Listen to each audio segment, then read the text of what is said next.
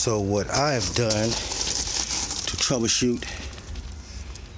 start my troubleshooting process is I remove the compressor off of the contactor so it will not energize.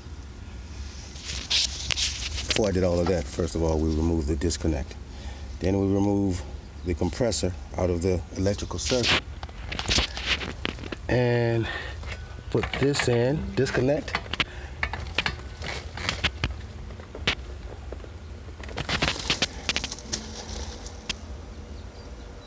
And there's the fan.